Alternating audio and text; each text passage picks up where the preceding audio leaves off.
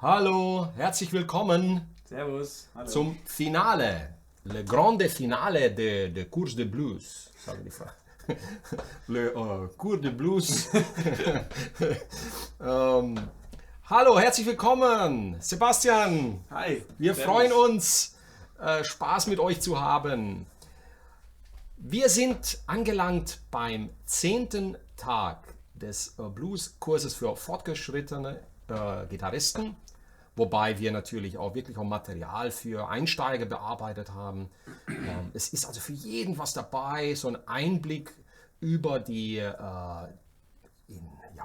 in der generellen Auffassung 10, kann man sagen, einige der wichtigsten, wenn nicht die 10 wichtigsten Blues-Gitarristen der letzten Jahrzehnte. Wir haben uns die 3 Könige angeguckt, wir haben uns Jimi Hendrix angeguckt, den Jahrhundertgitarrist. Wir haben über Stevie gesprochen, seinem Bruder im Geiste sozusagen. Ja. Wir haben über Eric Clapton, der lebenden Legende, gesprochen. Ja, fast viele von ihnen leben nicht mehr. Aber heute reden wir über einen Vertreter der jüngeren Generation, wobei Joe auch mittlerweile 40 Jahre alt ist. Wir sind ihm sehr, sehr dankbar für seine Arbeit und wir haben schon einiges über ihn erzählt. Ja. Und wir werden heute noch viel mehr über ihn erforschen. Wir reden über seinen Sound, seinen älteren, wie auch über seinen aktuellen Sound. Den älteren haben wir schon verarbeitet in anderen Videos. Wir haben ja schon ein The Habits of Joe Bonamassa gemacht. Ne? Und ein Technikvideo für die Pentatonix Licks. Ein Technikvideo für die Pentatonix Licks. Also viel mehr Material noch im Kanal auffindbar. Und wir haben hier jetzt 48 Zuschauer. Wunderbar, können noch ein paar mehr sein. Jetzt gehen wir mal in den Live-Chat. Servus, Rudolf war der Erste hier. Wolfgang, Friederike natürlich.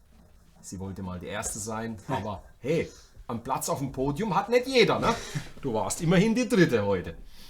Und sagt uns, wie Bild und Ton ist, ob das alles gut ist. Hallo.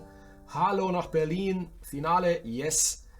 Heinz Berger. Bin am Karfreitag bei Bonamassa gewesen, 2. Reihe. Die letzte Viertelstunde mit dem Ellbogen auf der Bühne. Blanke Sahne.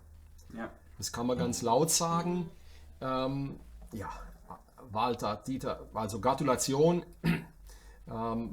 Ich muss ihn auch wieder sehen. Aber er macht sehr wenig dieses Jahr in Europa. Ne? Also, Weniger als sonst. Er macht eine große USA-Tour und glaube nur 2, 3 Auftritte in Europa. Dafür wird er wahrscheinlich nächstes Jahr wieder kommen. Hoppla, jetzt ist das hier ein bisschen verrutscht.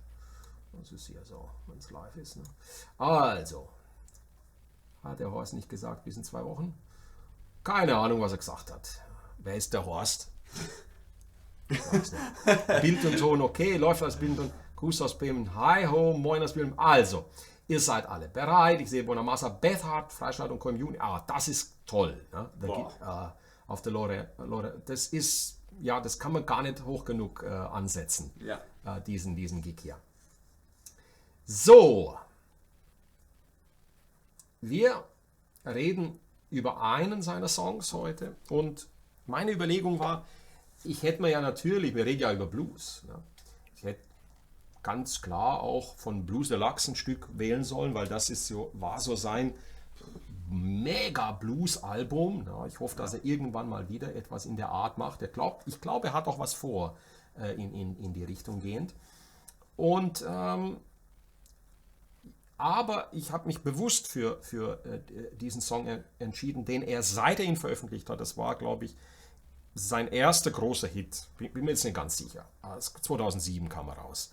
Also auf jeden Fall war er immerhin in der Schweiz auf Platz 1. Also wir können hier reingucken in seine, lass mal gucken hier, wo sind wir hier? Da, gucken wir mal hier. Wenn man hier reingeht, dann sieht man die Chartplatzierungen und Slow Gin, 50. Platz irgendwo, ne? 79 Stück, aber es ist egal, wir reden ja hier von Blues, ne? Der Ballad of John Henry und wenn man irgendwo, habe ich eine 1 gesehen, Blues of Desperation kam dann auf der 1. Ja. Und ihr seht, er arbeitet sich in den Charts hoch. Blues of Desperation Verkäufe mal 100.000 für einen Blues-Gitarrist. Boah, super. Ne? Weitere Studioalben hier 2000. Ich habe ihn 2001 gesehen in Köln.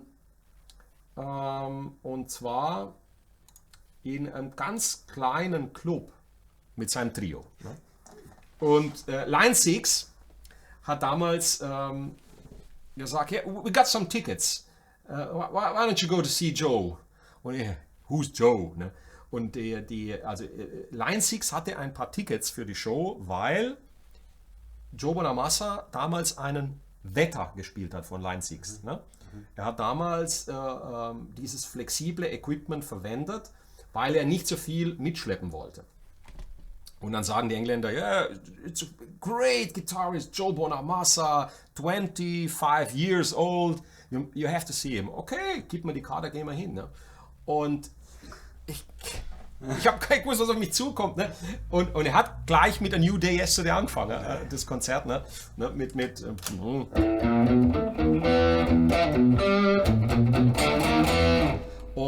wir waren, und es ging 15 Minuten. Und Solo, und mega. Ne? Dann habe ich das Privileg gehabt, 2005 habe ich in Karlsruhe mit einer Bluesband, die hieß Abyss, zusammengespielt, knappe 5 Jahre. Und wir haben 2005 Vorgruppe von ihm gespielt. Im U-Betz in Karlsruhe. Ne? Uns ist die Muffe gegangen, weil da war er schon bekannt.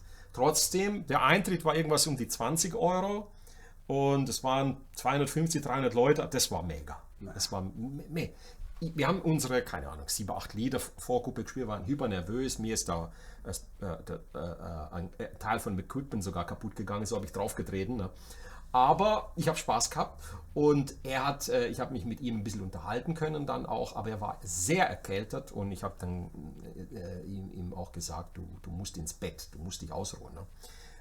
Und das hat er dann auch gemacht an dem Abend. Er ist ein Kopf größer wie ich. Ich bin nur 1,70 und er spielt Obersahne. Er hat auch relativ große Hände und kann wunderbar auch auf den dicken Hälsen der Les Paul spielen. Was kann man noch zu ihm sagen? Nicht nur, dass er dann einen Mordssprung gemacht hat, 3 Jahre später, 2008. Das wird lange heute, das Finale. Ihr könnt euch gleich, ich hoffe, ihr habt Kaffee, was auch immer, Wasser dabei. Es dauert heute. Ne? Wir reden mehr, es ist das Finale, okay? Und wir spielen auch viel noch für euch. Es war dann so, dass er keine 3 Jahre später Risiko gegangen ist, die Band umgebaut hat, mit sehr, sehr geilen Musikern und ist damals sogar mit 2 Schlagzeugen an den Start. Hat sich schon damals, 2008, den Anton Fig am Schlagzeug. Der Mann war 30 Jahre oder noch länger der Schlagzeuger der Late Night Show von David Letterman, einer der besten Studiomusiker Amerikas, und hat Gott und die Welt in den 30 Jahren am Schlagzeug begleitet. Ne? Und der hat sich ihn geschnappt und das neue Management hat die Royal Albert Hall gebucht und man hat als Sondergast, als Special Guest sogar Eric Clapton auf die Bühne geholt. Was haben sie gespielt, weißt du es noch? Further Up on the Road, und es war gigantisch. Man hat gesehen, ich habe es gesehen, ich hoffe ihr auch, dass Clapton sehr gut drauf war und teilweise wirklich gar nicht glauben konnte, wie schön es ist, neben einem 10 Jahre jünger, also ne 10, da war er 30, ne? Ja. Mit einem, der 30 Jahre jünger ist wie er, auf der Bühne zu stehen und der die Blues-Rock-Staffel weiterträgt. Ja. Reden wir über seine Prägung. Die Prägung von Joe ist, das ist ein Mega-Allrounder. Ja, da geht's ja, er hat ja angefangen mit klassischer Gitarre. Ja. Als Vierjähriger. Da kommen auch diese Jobs her, da kommt diese wahnsinnige Technik her. Das Picking, ne? Dieses,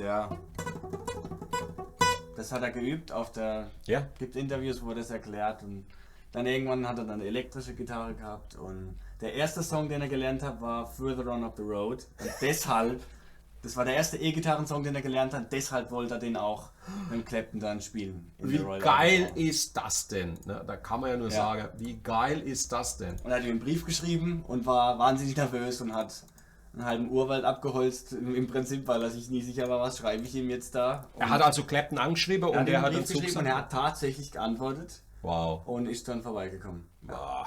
Ja. Mega. Und das hat er in seiner DVD sagte das war für ihn einer der größten Momente, als er den Brief aufmacht und es ist von Eric Clapton.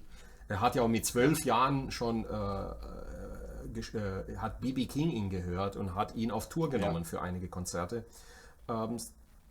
Und hat damals schon ihm gesagt, wenn der Junge 25 ist, wird er ja einer der ganz großen, er ist ein Virtuose. Also wir reden heute nicht nur über einen Gitarristen, der gut Gitarre spielt, wir reden über einen virtuosen Gitarristen. Also man kann sagen, ein Meister seines Fachs. Die joken hier über meinen Namen hier. Ja, ruft doch alle mal Horst. Guck mal, müsst ihr... Ich habe das gehört, da kommt noch was. Jetzt geht's los. Hi from the Netherlands. Hello, Willem. Hello. Also, wenn jetzt schon halb Europa zuguckt, dann müssen wir uns jetzt zusammenreißen, oder? Ja. Also, ne? Und dann ab dem Royal Albert Hall Konzert war es im Grunde genommen, klar, das hat funktioniert. Ja. Die DVD kam raus, das war ein Bestseller und von da an hat er mit größerer Besetzung später auch mit Bläser, teils wechselnder 2013 und 2014 hatte er eine andere Rhythmusgruppe, die mir wahnsinnig gut gefallen hat. Er hat jetzt wahrscheinlich die noch musikalischeren in der Begleitung. Erfahrenen Studiomusiker seit... wenn man das sagen kann. Und er hat also jetzt im Grunde genommen seine Band gefunden. Möge sie ihm lange erhalten bleiben. Der Keyboarder war der ehemalige Keyboarder von Reese Wise, von Stevie Ray Vaughan. Ja. Und die zwei Bläser die er hat, Sax und Trompete, sind Weltklasse. Paul Sarah im Saxophon. Wahnsinn. Ne? Und wenn schon ihn Brian Setzer, ne, das Rock'n'Roll-Genie im Komplimente macht und sagt, du hast die schönsten Bläser-Stands auf deiner Bühne, die ich je gesehen habe. Ne? Also, was soll man noch zu ihm sagen? Er wächst auf im Gitarrenladen seines Papas. Er ist also von hunderten Gitarren jeden Tag umgeben und er ist ein ganz großer Nerd, was Gitarren angeht. Und zwar Vintage-Gitarren. Er hat mittlerweile ein Gitarrenverstärker-Museum. Er nennt das Bonaseum. Das ist super süß. Bonaseum in Nerdville. Ja, und er macht solche Sachen. Ich möchte euch gleich mal, ich hoffe, dass das Video nicht geblockt wird, weil ich heute einige Dinge hier zeigen möchte. Joe Bonamassa, macht solche Sachen. Guckt mal hier. Lassen wir ihn mal schwätzen. Yeah. Hey guys, Joe Bonamassa here for Joe Bonamassa Jam Tracks. Today we're talking about one of my most popular songs that we do live and on an album, Slow Gin. And the solo that I do live is pretty structured at this point. I try to start very low and end up really high, and it comes to this kind of crescendo at the end. But the chords are pretty simple.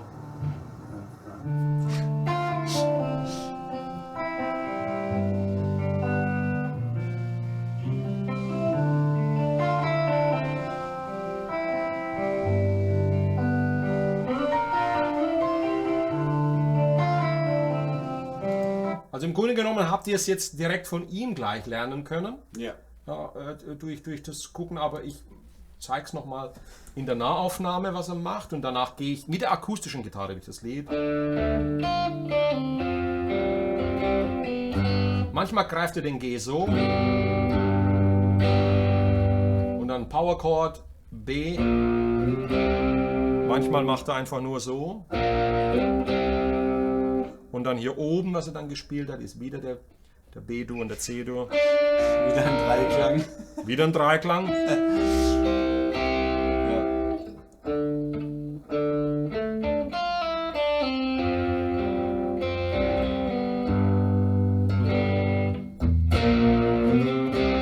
Und hier mit verschiedenen Varianten. Und über den Sound reden wir auch gleich. Ihr seht, ich habe eine PRS mit 2 Humbucker, also ich bin vom Sound her nah an dem, was er zurzeit spielt. Er spielt zurzeit einen Fender Twin Amp. So, da ist unser Chat. Und zwar seinen eigenen. Ist das cool, ne? Ja. Fender hat jetzt den ganz alten, den ersten Twin für ihn neu aufgelegt und zurzeit vom Equipment her verwendet er vier Twins auf der Bühne und er sagt, I have to be very careful with my hearing. Ja. Weil die Lautstärke, deswegen hat er auch diese Plexiglasscheibe davor stehen. Man muss die Dinger ja aufdrehen, dass da wirklich war, also dass die crank. Ja, you have to crank them up. Und ich zeige euch dann gleich, wie ich das gemacht habe, wie ich den Sound erzeugt habe. Ich glaube, das wird für viele jetzt faszinierend sein, das zu erkennen im Helix, was ich da gemacht habe, um diesen Sound von ihm hinzubekommen. Es ist ein Augenöffner, glaubt es mir, was da noch gleich kommt. Ne? Also heute haben wir etliche Highlights. Das wird richtig cool. So, was schreibt der Hartley? Ja, leider kann ich nicht. I don't speak Dutch. Gude. Wieder schreibt, da kommt er vollkommen anders rüber als auf der Bühne. Ist doch, ja, auch da kann man dazu sagen, ist doch logisch, weil auf der Bühne ist dieser Mann, und jetzt muss man gleich eine Lanze brechen für ihn, haben wir auch vorhin diskutiert. In der Wahrnehmung und in den Diskussionen über diesen Gitarristen wird so viel Quatsch und ich bleibe jetzt Müll und dummes Zeug geredet. Die Leute haben überhaupt keine Ahnung, was es bedeutet, auf diesem Level zu spielen und wie konzentriert und bei der Sache dieser Mensch ist, um diese perfekte, weil eins schwöre ich dir, seit ich ihn als jungen Menschen in Videos gesehen habe, als 11-, 12-Jährigen vor B.B. King mit seinem Vater spielen, kann ich euch eins in aller Deutlichkeit, ich habe ihn persönlich erlebt als Vorgruppe, ich habe mit ihm gesprochen und er ist einer der absoluten Gitarren- und Musiker-Nerds auf dem Planeten Erde. Für ihn gibt es nur Musik. Deswegen ist es so gut. Ja? Und er hat nur ein Ziel. Er will so gut wie möglich die Musik für uns, für dich, für uns spielen. Ja. Und wenn einer glaubt, dass dieser Mann sich auf irgendeine Art und Weise verhalten sollte, wie sich irgendeiner vorstellt, dann soll er sich hinsetzen und soll einfach mal wieder die Grundakkorde lernen auf der Gitarre. Ja, die C-Dur-Tonleiter, weil das ist, wer hier irgendwo, ich habe einen Daumen senkt bei Joe, der ist verloren. Ne? Und lass mir ihn noch mal kurz hier reden. Oh, da sind wir eins zu früh. Da ist er. Ne? In the solo that I do live, it really kind of starts in the Eric Clapton school, you know. Ist es nicht süß, wie er das erklärt? Übrigens kann ich euch empfehlen, alle Videos, die er gemacht hat, anzugucken und auf seinen Jam-Tracks, die er zur Verfügung stellt, nennt mir einen weiteren Gitarristen auf dem Level, der seine eigenen Songs im Original-Playback zur Verfügung stellt. Aus dem Studio aufgenommen. Ja. Kenn keinen. Also, I start in the Eric Clapton box. Ja? Ja. Und von was er hier spricht, ist das hier. Hier sind wir sind in D.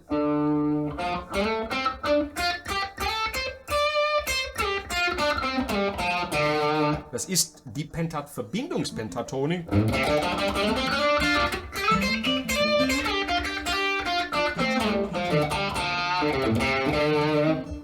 Na? Und das erklärt er hier so wunderbar. Ich lasse ihn jetzt weiter erzählen.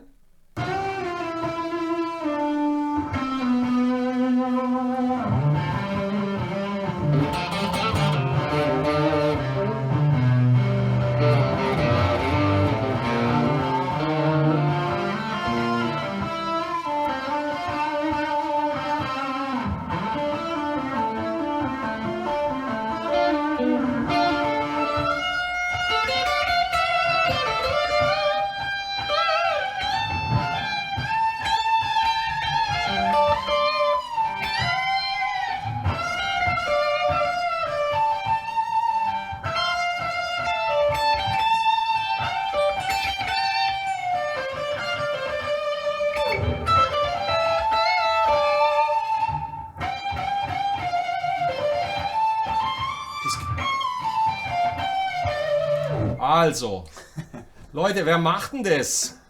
Und nicht nur das. Yeah, it kind of starts very low and then it Click builds to and download builds the and lesson. builds, and before you know it, I'm playing too many notes and then I go back to the chords. And Also, dazu muss ich sagen, er kokettiert gerne als mit diesen, jeder ist irgendwo auch berührt. Jeder Musiker will natürlich, er will einfach auch anerkannt werden. Ne? Und oft wird einfach über ihn auch gesprochen, dass er, was weiß ich, zu viele Noten spielt und so. Ja. Das ist überhaupt nicht der Fall. Wenn einer nur sich die Arbeit machen würde, um Blues Deluxe sich anzugucken und reinzuhören, weil dort hat er doch gezeigt, was er kann. Ne? Er hat wirklich, und Damit wäre eigentlich schon damit alles. ist mit dem Album Blues Deluxe ist alles diskutiert, alles besprochen. Ja. Da braucht man gar nichts mehr erklären. Ne? Das ist der Punkt. Ja. Aha, ja. Die er da spielt, ich will nicht wissen, was die wert ist. Ich will wissen, was sie wert ist, lieber Pascal. Ich glaube, sie ist für uns normal Sterbliche ja, unerschwingbar. Ne? Und jetzt gucken wir mal hier rein, ne? Was er uns noch weiter hier erzählt. So. I like solos that build from the ground up, you know, and by the time, 32 bars go by, you're really in this, this big crescendo and kind of epic moment in your solo. So 32 bars. have fun with it. It's a great tune to jam to, and I do it every night. That's the song that I gotta play, or else people get disappointed. So I'm happy to do it for you. And this is Joe Bonamassa talking about Slow Jig for Joe Bonamassa Jam Tracks. Und dann kommt er, ne?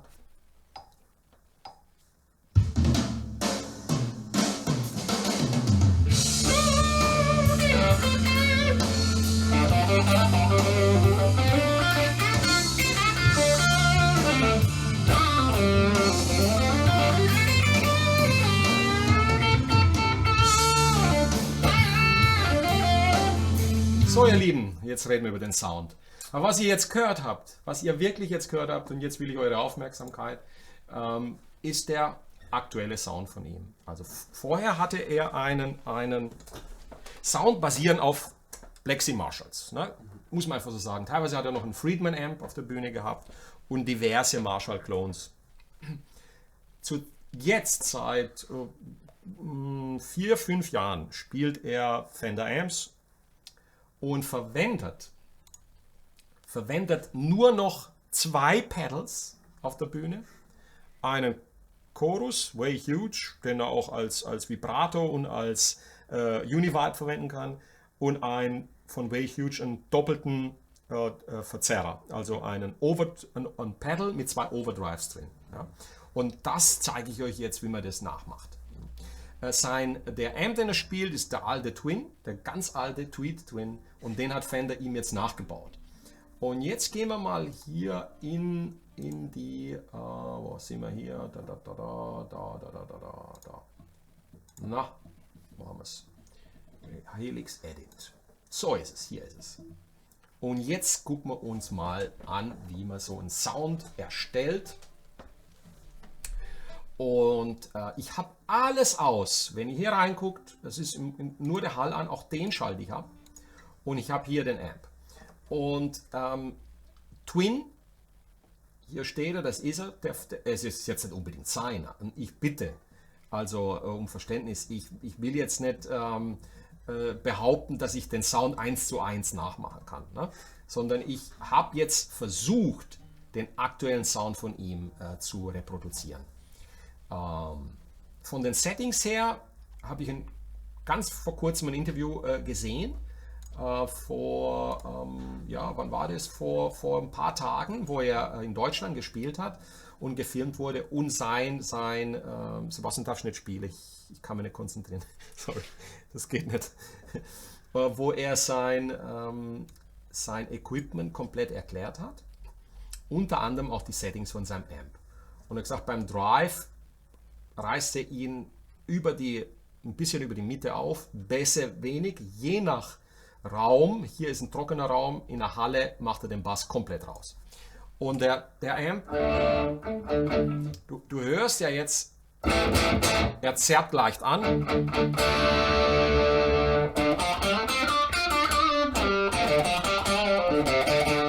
Und der Fender Amp verträgt wahnsinnig viel Pegel. Ja, das werdet ihr gleich merken, was passiert, wenn ich den Sound dann verändere. Es ist ein 212er Combo, also habe ich die 212er Box. Ich habe sie hier abgenommen mit dem 121 Ribbon. Das gibt mir diesen, ich zeige euch mal, wie es klingt, mit dem.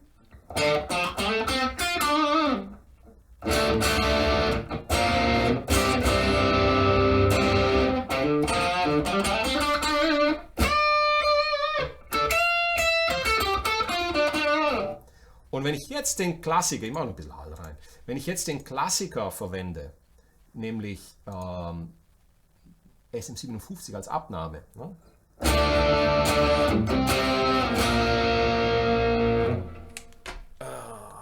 Hoppala, kurz nachstimmen.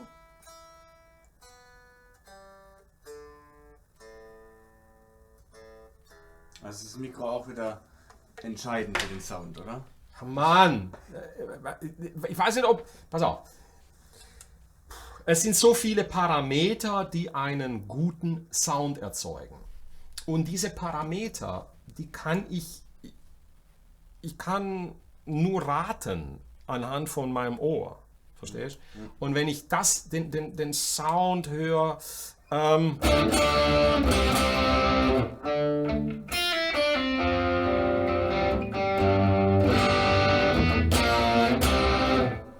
und hier auf das SM57 gehen.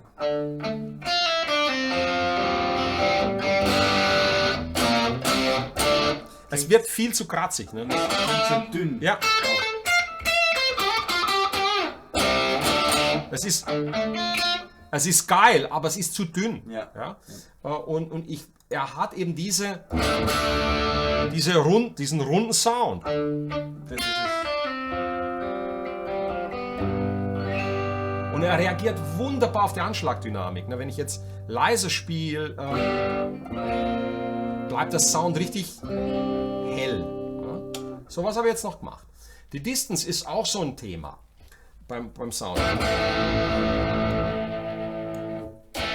Je weiter weg das Mikro geht, umso indirekter wird der Klang. Wenn ich hier irgendwo bei 4,5 Zoll bin und ab hier bei 2,5 wird es besser. Ich gehe jetzt mal ganz nah bei 1 Zoll. Dann ist der Sound mega direkt. Ne? Ja. Also ich gehe einen Hauch zurück auf 1,5. So für alle Nerds. Ansonsten habe ich an der Box nichts gemacht. Das ist die 212er Fender Box.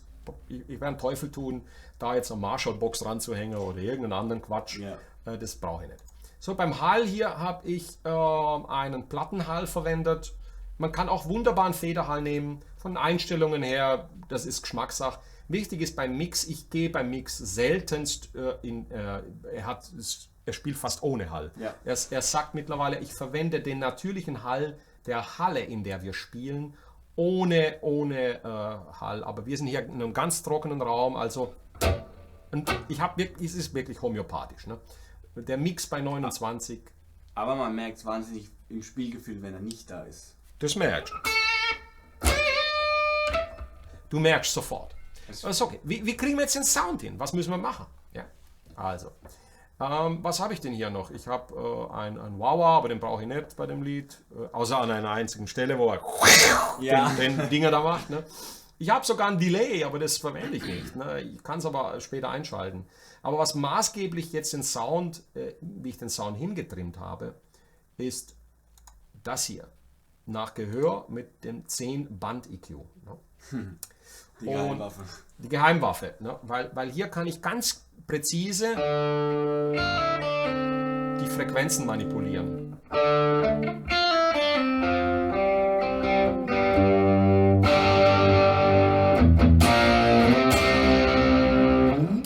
Und der gibt mir wahnsinnig viel.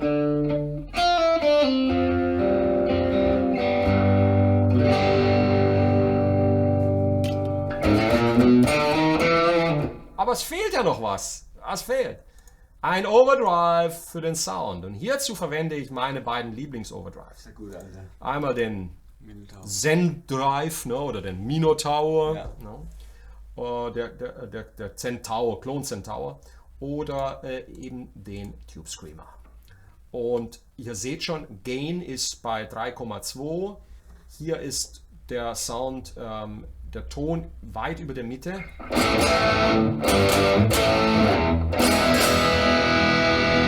Ohne. Mit dem Tube Drive. Also mit dem Tube Screamer, Entschuldigung.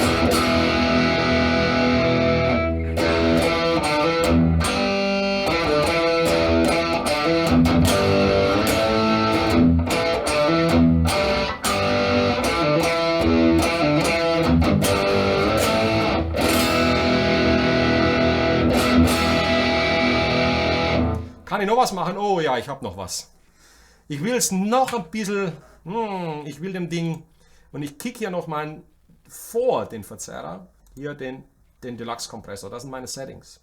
Guck sie dir ab. Viel Spaß. Threshold 26 dB, minus 26 Dezibel, Ratio bei 3, Attack 30 Millisekunden, Release 57 Millisekunden. Und den Level, ich hebe den Level leicht an. Jetzt hören wir mal, wie das klingt ohne den Kompi.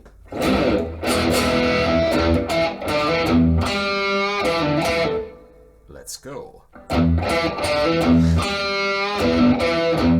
Hörst du, wie die Bässe Ja, da gibt straff? es dieses- Die Bässe sind straff.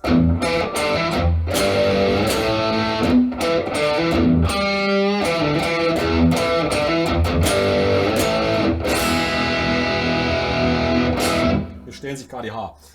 Und jetzt mal den gleichen Sound mit meinem Lieblings-Drive hier drin.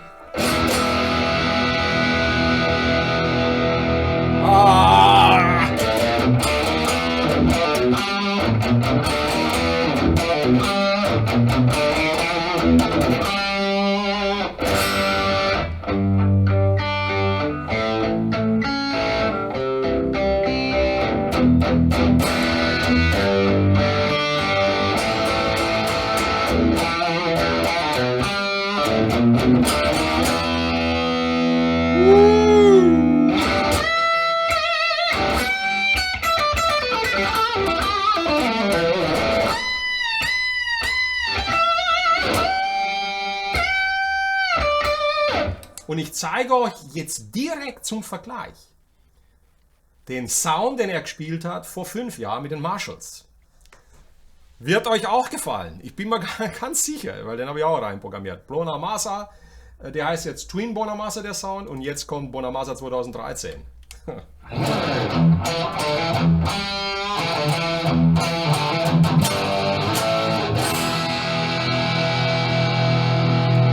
Holy moly. So, was habe ich hier? Ich habe den Brit Plexi, ähnliche Settings, den Minotaur ähnlich eingestellt. Ich habe hier weniger Höhen, weil der Marshall generell einfach Höhen hat, bis der Arzt kommt. Ich kann ihm hier noch ein bisschen kämpfen.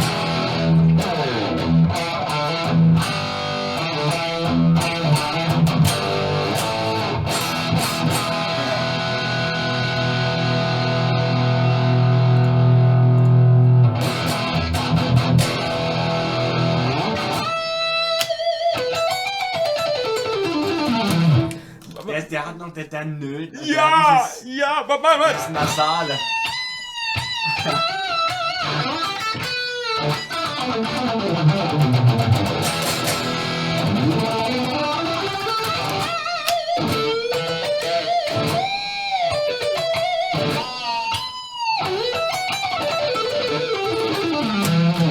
So, das war der alte Sound.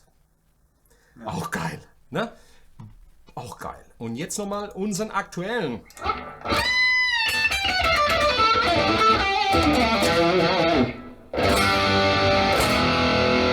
Er hat nicht mehr diesen Biss wie der Marshall, aber er singt mehr. Ich würde sagen, der Sound ist jetzt musikal. Der andere ist noch ein Hauch leichter zu spielen mit den Marshalls, aber nur ein Hauch. Ne? Und der ist musikalisch, der ist so musikalisch. Der ist also, den jetzt in den Settings hier, zack, ein Delay noch dazu Man stelle sich noch die 59er Les Paul dazu vor. Ja. Und dann hat man Und dann hier, Baby. Ja.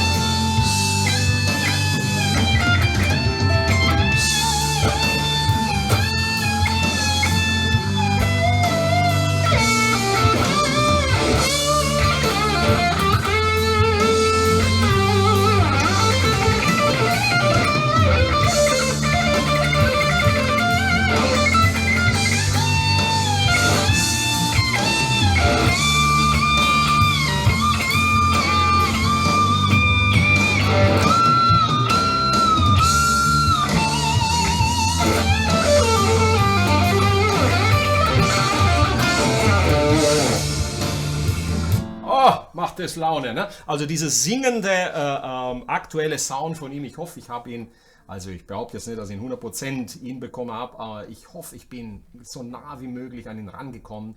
Und ja, ihr habt jetzt einen Einblick bekommen in den Sound. Jetzt schnappe ich mir die Akustikgitarre und gehe mit euch durch die Harmonie. Nachher gucken wir uns noch die wichtigsten Licks an des Solos. Da geht der Sebastian auch noch ran und wir reden auch noch über ihn. Jetzt gucken wir mal kurz in den Chat, was ihr noch so erzählt hier. Ich finde es auch bemerkenswert, die Entwicklung von seinem Sound, weil er ja früher im Trio natürlich ganz andere Anforderungen hatte und mehr Effekte gebraucht hat, um einfach die Lücken zu füllen, weil kein Keyboard da war, keine Bläser. Ja. Und um das dann zu kompensieren, hat er Delay und Chorus und so weiter verwendet. Ja. Und dann hat er jetzt gesagt, brauche ich alles nicht mehr. Ja, ist ja logisch entwickelt. Ja, klar. Also natürlich, wenn du jetzt in einem Trio spielst, wie original war Hendrix natürlich der Power-Trio-Gründer, dann kannst du wesentlich mehr soundmäßig experimentieren und musst das auch machen, um einfach da diese ganzen Lücken zu füllen. Und jetzt mit der Besetzung ist klar, sauberer Ton, fast schon wie ein Bläser. Ne? Ja. Und er improvisiert jetzt auch. Also die Solos sind ganz anders als früher mit den... Klar, man spielt anders, je nachdem wie der Sound man ist. spielt musikalischer, songdienlicher und man geht noch mehr auf die Emotionen dann. Ja. Wir gucken uns das auch teilweise dann an und analysieren, was er spielt. Ja. Okay, das will ich unbedingt machen. Ja.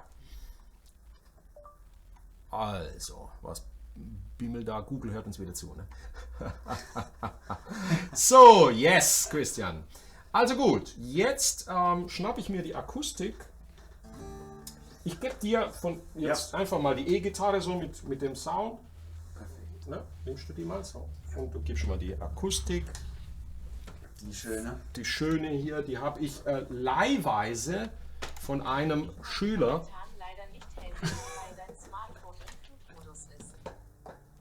Die Teile hier, die hören uns dauernd zu. Das ist unglaublich. Gehörten alle wegschmissen. Also ich zeige euch jetzt gleich was. Ihr werdet jetzt wahrscheinlich wieder was Neues entdecken beim Horst. Ne? Was macht denn der da? Ne? Das Sebastian ich habe es auch zum ersten Mal gesehen vorhin. Sebastian hat vorhin schon ganz komisch geguckt. Und zwar über Plektren und über dieses Thema werde ich ein extra Video die Tage machen. Wo ich euch erkläre, was das hier ist. Ich kann es nur kurz erwähnen. Es ist ein Daumen-Plektrum-Halter. Und zwar von Chris Broderick, dem Gitarrist von der Band oder ehemaliger Megadeth-Gitarrist. Ja. Und der spielt so ein 8-Finger-Tapping auf der Gitarre und macht mit dem Daumen dann auch noch hier so Arpeggios. Ne? Und das fand ich immer faszinierend. Und die normalen Daumenplektren sind etwas, was mich jetzt nie begeistern konnte. Das hier kann ich mein normales Plektrum einfach reinstecken, kann es dann so halten Irgendwann finde ich dann noch den perfekten Winkel. Aber ich sag's gleich, ich habe es erst seit 3 Tagen. Also, aber ich will es jetzt einfach spaßeshalber. Falls ich mich dauernd verspiele, wechsle ich es dann. Okay, wir gehen jetzt in den Text hinein und schauen uns das mal an. Das habe ich hier irgendwo vorbereitet, wie man das immer so schön sagt. Ich habe da mal was vorbereitet. So, da ist das Gitarren-Solo, das gucken wir uns nachher an. Hier ist der Text. Slow Gin. Da, da, da. Du weißt ja, wenn du zwischendrin was sagen willst, gell? Ja. Darfst du ruhig machen. Okay. Also wir haben die Akkorde D-Moll. Wir haben diesen F hier. Das ist also das normale F wird normalerweise so gegriffen. Hier wird es so gespielt. Du hast den Zeigefinger auf dem C und hier den Finger auf dem F. Das ist ein F sus 2. Wir haben keine Terz drin, das A, sondern die leere G-Seite. Die leere G-Seite, man könnte es auch als, dann klingt's. Wenn hier unter der Finger wäre, dann wäre es ein 9er und so ist es ein F sus 2. Klingt auf jeden Fall wunderschön. Klingt wunderschön. Wie gesagt, das G-Dur greift er als so, mit einem klassischen kleinen Finger, manchmal aber auch voll. Dann hast du einen, beim Sound her, warte mal, bei dir, lass mal noch mal kurz reingucken, das Delay mache ich da auch. Wenn du was zwischen rein spielen willst, wunderbar, ich lasse dir den Sound so in der Vollversion, du kannst einfach ein bisschen runterregeln. Ja? Sollte eigentlich ziemlich cool für dich jetzt klingen. F, das ist der zweite Griff, G und dann ein Power Chord B. Manchmal spielt er den Akkord einfach so, den Dreiklang. Und manchmal spielt er hier Sechser. Oder dann in der Oktave oben. Ja, macht das auch macht gern. er auch manchmal. Und zweimal im Lied kommt das hier vor, das B so, also nur als Dreiklang. Und dann geht er hoch aufs C. Und ansonsten vom Picking her ist es mehr so eine intuitive Geschichte, weil er da auch dauernd wechselt. Ja. Und ich habe mir es gibt wenige Akustikversionen auf YouTube. Eine ist gefilmt mit dem Handy aus Lyon. Da sieht man ziemlich alles, was er macht. Ne? Aber ich würde mich halt einfach an einem Muster halten. Sogar er hat Schwierigkeiten, wenn es rein akustisch spielt, in dem Rhythmus zu bleiben. Es ist nicht einfach, es zu spielen und zu singen.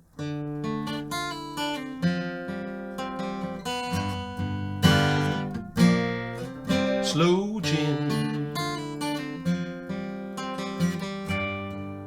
trying to wash away the pain inside.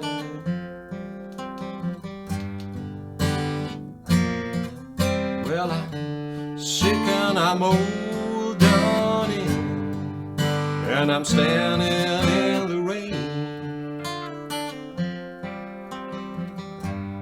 and I feel I'm gonna cry. I'm so damn lonely, and I ain't even high.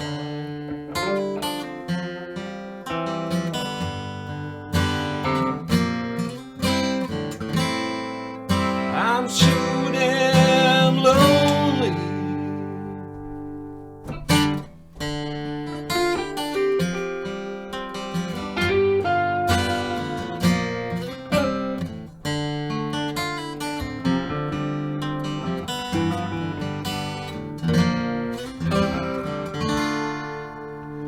So, das ist der Ablauf der Strophen. Was wir jetzt noch haben, wir haben hier in der zweiten Strophe mit der E-Gitarre macht einen ganz tollen Effekt, indem man den Wow reinhaut bei Mayday. Macht es dann. Ja. Mayday. Machen wir ein bisschen Hall rein. Mayday. I've been shot down over the stormy sea.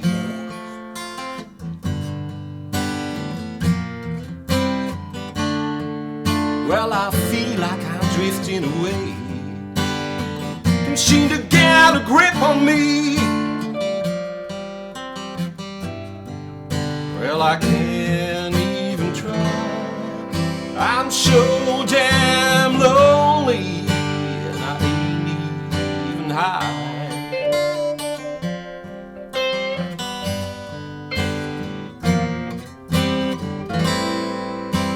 I hate to go home alone, but what else is new? Stopp. I'm so damn lonely.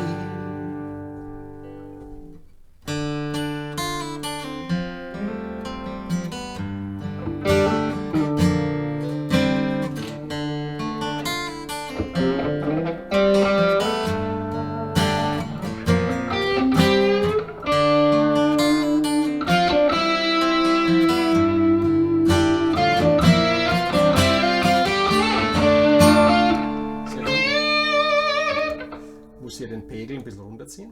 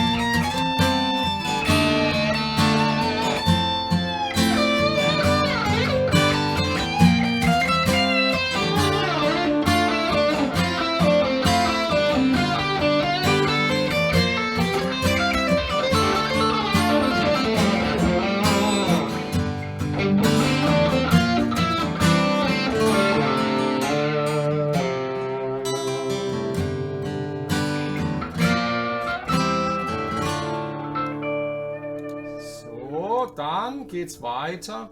Also er macht ja im Grunde genommen, das ist jetzt aus der früheren Version, ne, dieses Solo, weil er macht ja hier 2 Solos. Ne? Und jetzt neuerdings macht er nur noch einen. Ja, am Schluss dann. Dann nach diesem ersten Zwischensolo, das geht 7 Mal die Bekleidung. Ja. Kommt wieder. I hate to go home alone, but what... Also hier muss ich die Akkorde erklären. Also hier haben wir ein A-Moll 7, A-Moll, leere G-Seite, D-Moll, C und dieses B, das macht es so, dass er hier, normalerweise wäre es so. Und das Einzige, was er macht, ist, er spielt das mit der leeren D-Seite so. Und dann macht er den Finger dazu und dann hat es F. Eigentlich wie der Purple Rain. Ja, Akkord, im Grunde genommen wie der Purple Rain Akkord. Der Anfangsakkord, ne? Ja. Und wie klingt es? I need to go home alone, but what else is new? I'm so damn lonely. Und jetzt kommt die Bridge. Die gucken wir uns jetzt an. Gesangstechnisch extrem hoch angesiedelt. Oh ja, oh, Wahnsinn, ja. So. So, hier bin ich jetzt gesanglich sozusagen am absoluten Limit. Ein H-Moll ist ja ein Halbton unter C. Das ist für mich, für meine normale Stimme, mindestens ein Ton zu hoch. Ne?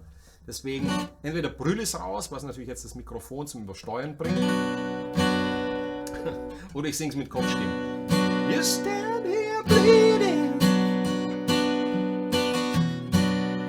people pass you by.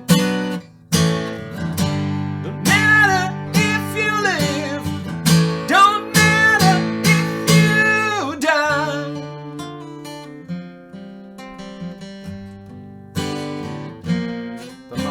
zweimal. Ja. Slow Jim, Slow Jim. Ein bisschen Hall rein für euch, dass es cool klingt. Slow Jim, Slow Jim, try to wash away the pain inside. Die Akustikversion ist sehr langsam. Well, I'm sick and tired, I'm all down in, and I'm standing in the rain, and I feel I'm gonna. Jetzt geht er wieder in den A-Moll 7 Teil. I'm so damn lonely, and I ain't even high.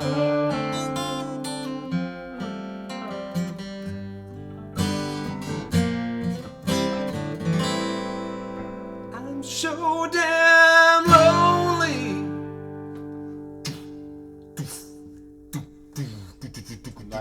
Und dann kommt dieses geniale Solo. Und in der Royal Albert Hall damals, 2008 bis 2013, 14 hat er das Solo immer gleich gespielt, auch mit vielen Wahnsinnsläufen, Ja, die wir uns gleich angucken. ja. Ja? Und wir gucken gleich ins File rein. Und später, also jetzt die letzten 4-5 Jahre, geht er es ruhiger an. Ja. Und jetzt kommt mal wieder meine Empfehlung. Er improvisiert das Solo, er hat aber eine Struktur drin, also er hat es ja gezeigt, ne? Clapton, dann geht er hier, er nimmt einen Ton er nimmt das E mit rein, also hier hast du deine D-Moll-Pentatonik in allen Lagen. Ne?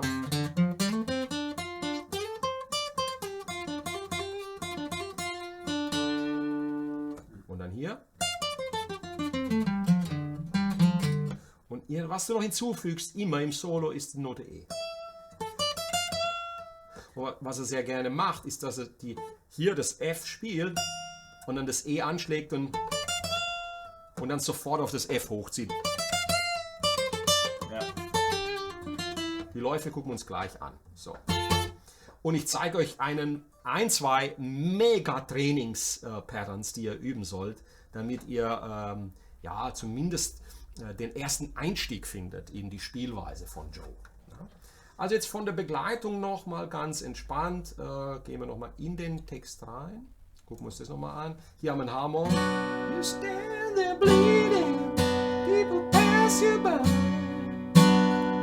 A, D, don't matter if you live. Dann das A und dann schön im Takt. Don't matter if you die. Und dieses Die am Ende, da zeigt er mal, wie er singen kann, der Mann. Ja. Ne?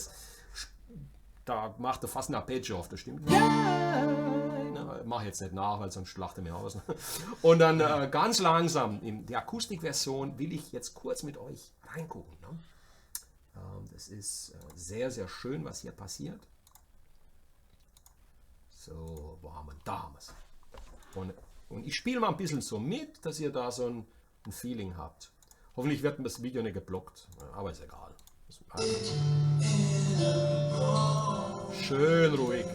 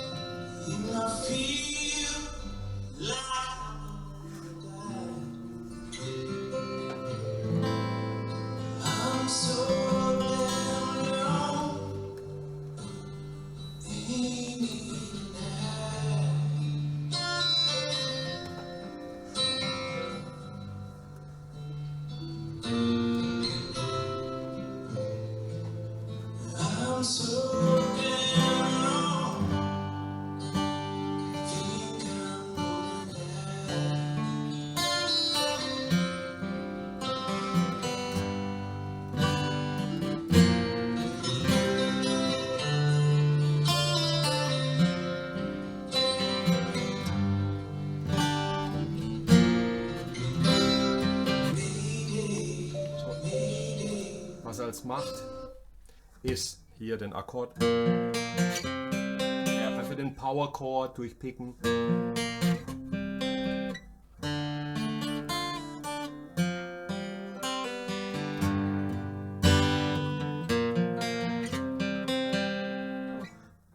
Einfach nur der Power Chord. Oder eben als normaler. Hört man auch als, ne? Ja. Okay, weiter. Shine down over stormy sea.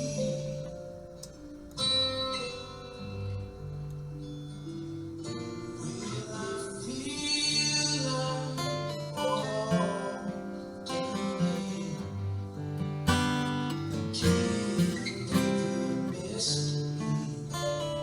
Auch beim Text singt er ein bisschen seinen eigenen. I'm so damn wrong.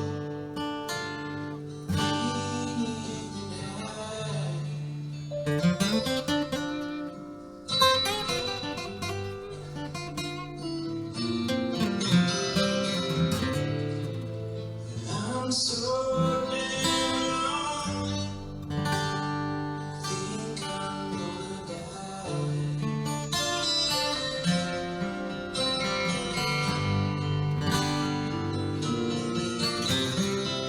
Schön, ne?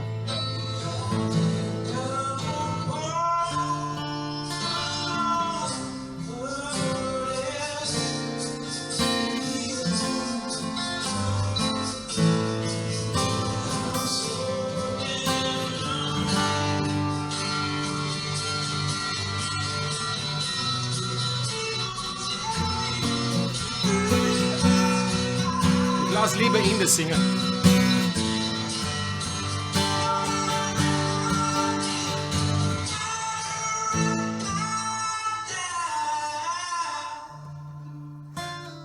Wahnsinn. So macht man das. Ja, so singt man. Jetzt zupft er. Ja.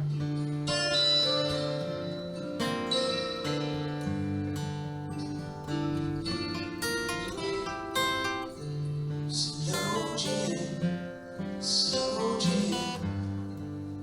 Can wash away the pain. Und so weiter. Ja. So, jetzt gucken wir uns das Solo an. Und analysieren. Da waren die Sechsten. Ne? Ja.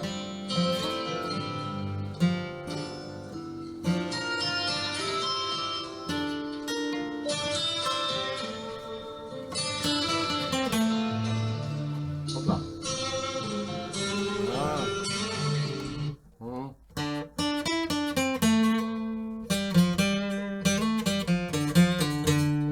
Okay, dann geht er in die Clapton-Pentatonik hier.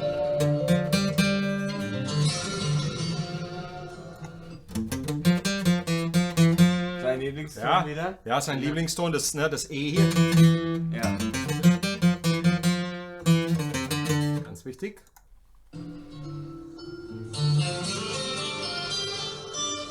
Ja.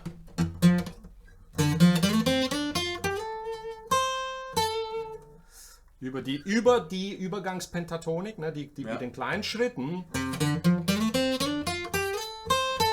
geht er bis hier hin. Und jetzt diese wieder auf dem E. Ne? Er ist jetzt in der ersten Lage der D-Moll-Pentatonik. Ja?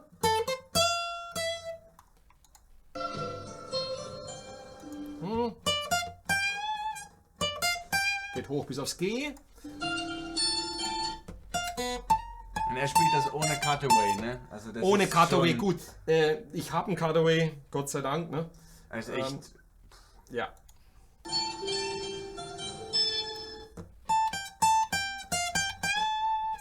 Ja. Ein schönes Vibrato. Und dann Stübi.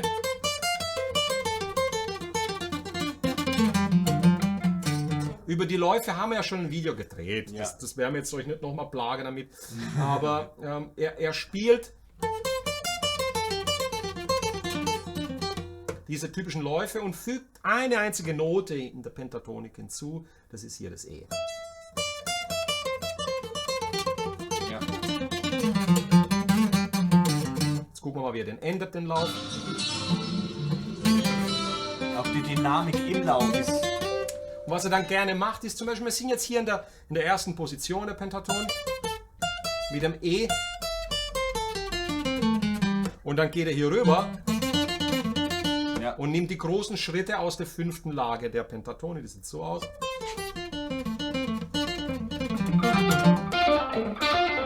Und es lässt sich natürlich super spielen. Ne?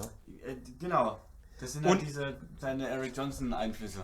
Klasse. Ja, aber nicht nur Eric Johnson. Na, Weißt, wir können jetzt langsam davon reden, dass dieser Mann Ja. bekannter ist wie Eric Johnson. auf jeden Fall. Also- auf jeden Fall. Wenn jetzt, und er singt auch noch. Ich meine, Ja.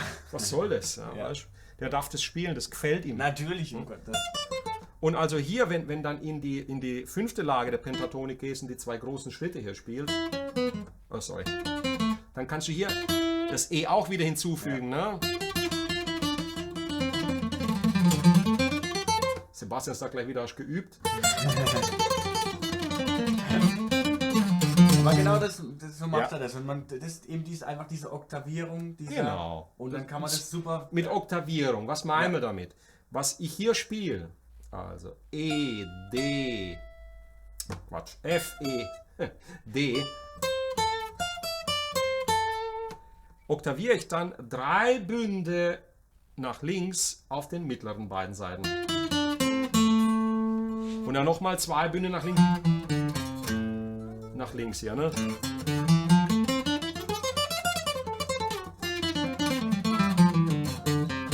Und was er macht, Sebastian, jetzt gucken wir. Er spielt. Und dann gucken wir hier, wie er rüber geht. Er Ja. bleibt auf der A-Seite, ne?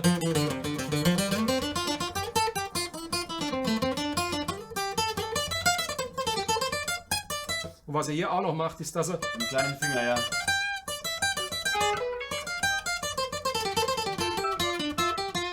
Ja. ja, auch mal rüber. Jetzt gucken wir mal.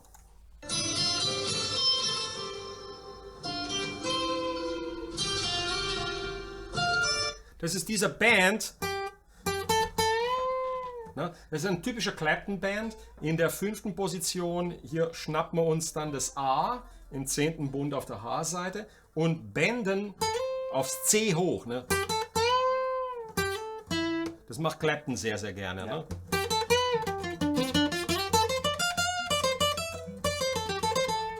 Und weiter geht's.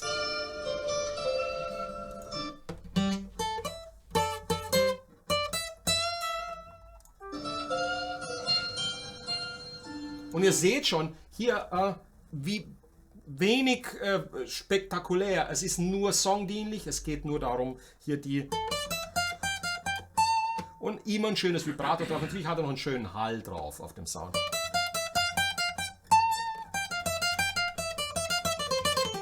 Und man sieht auch, er pickt jetzt hier relativ weit hinten. Ja. Und Ne? das ist ja auch dynamisch. Jetzt wo er nach oben geht, geht er mit dem Pick nach hinten. Das ist. Hier, ne? Hier sieht man, dass er... Schade, dass das Mikrofon hier ist. Aber, ne? Man hört es auch, das klingt jetzt natürlich. Super. Und jetzt ist er wieder vor. Ja.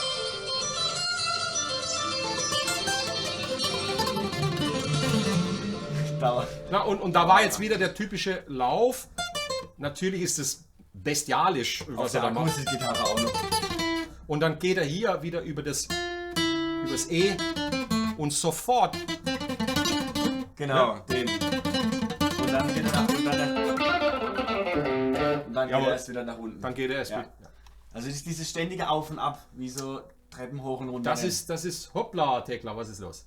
Vollbild. Okay, lass mal so, ist doch schön. Na, oh, jetzt hat er sich abgeschossen selber, hast du das gemerkt? Der Browser. hat sich- Hi, I'm Eric Voss, and this is a breakdown. Oh, hello. Okay, ich meine, das war's jetzt im Grunde genommen, bevor ich da jetzt überlege, warum das jetzt gerade kaputt gegangen ist. Aber es Und ist, warum hier der über The Walking Dead gerade reden will. Oh, hör mal jemand zu. Walking Dead Season 8, Episode 15. Yeah, baby, that's life. aber Aber man sieht super, es ist ist eigentlich nur... Eigentlich Bonamassa ist Pentatonik. ganz sicher nicht The Walking Dead. Nein, nee, um Gottes Willen. Aber man sieht super, dass es hier in dem Solo wahnsinnig viel um Phrasierung geht. Deswegen Ja. sagt er auch die Clapton School, mit der er da anfängt. Ja, Also, ja. es Lass geht- mich akustisch hier ein bisschen Ja. drüber nudeln.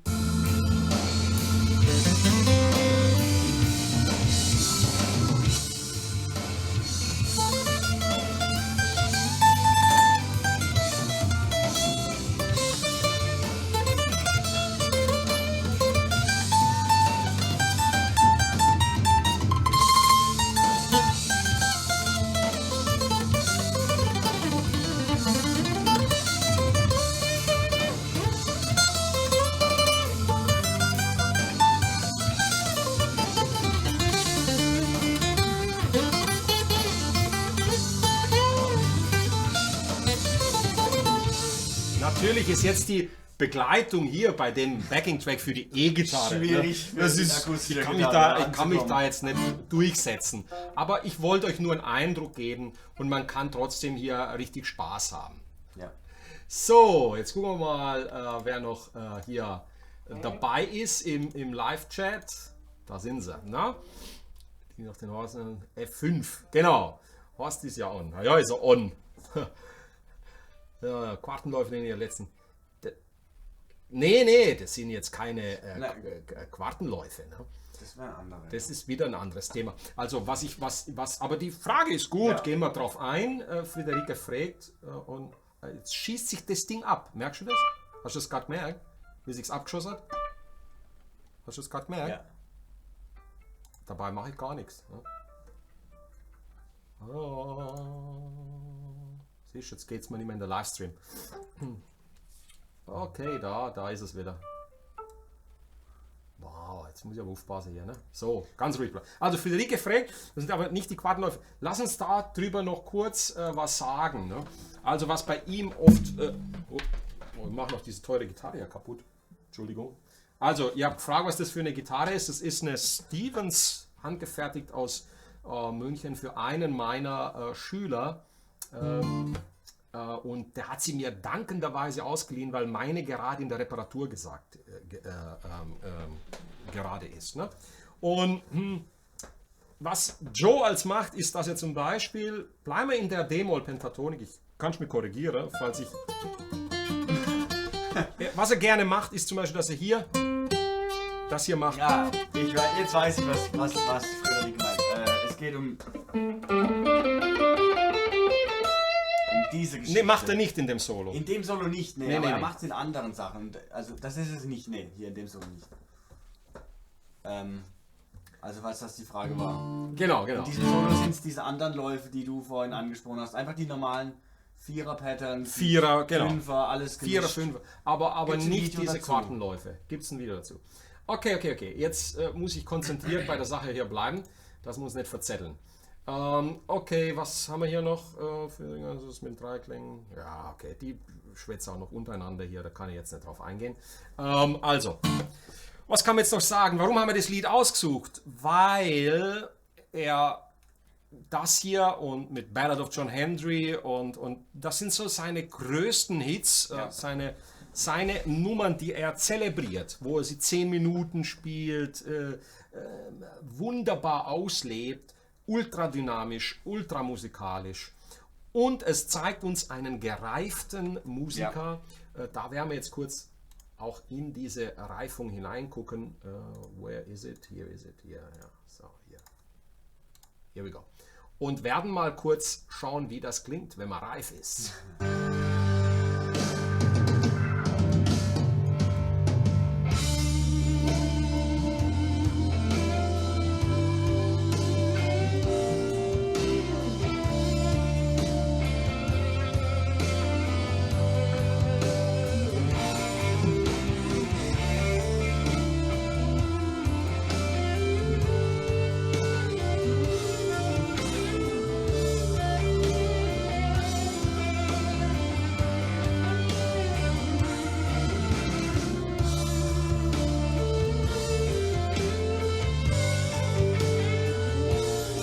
Das ist jetzt so die aktuelle Fassung. Gib mir mal die PRS. Ich will was zeigen. Sound, Sound.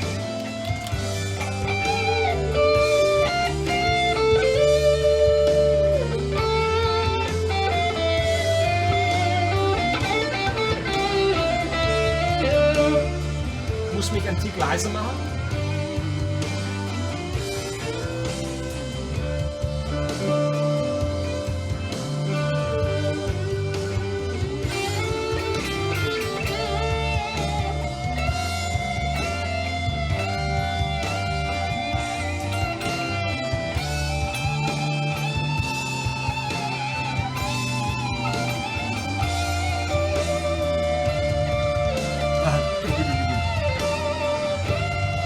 Double Bass. Ja.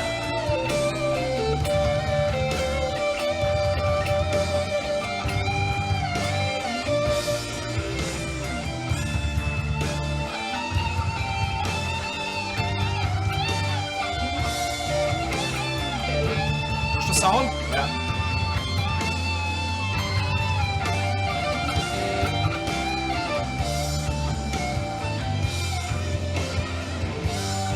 Immer noch auf dem Front Pickup, Ja. Sebastian.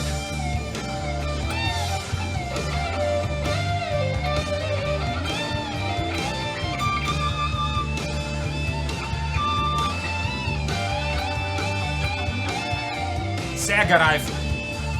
Wahnsinniges Vibrato auch. Fantastisch. Hast du gehört kurz? Ja.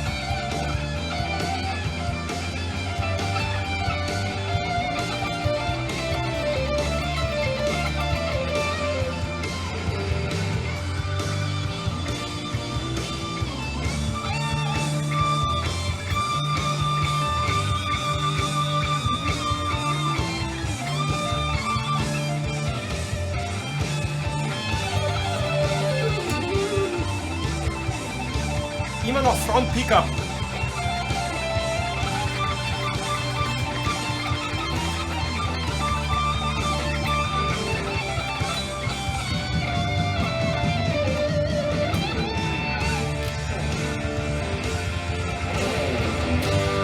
Immer.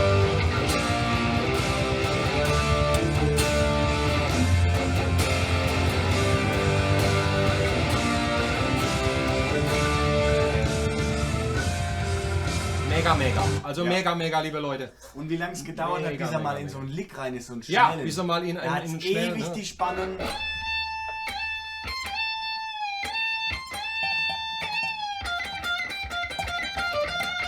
Das hat er gefallen, gell? Ja. Und dann. Das ist der, genau.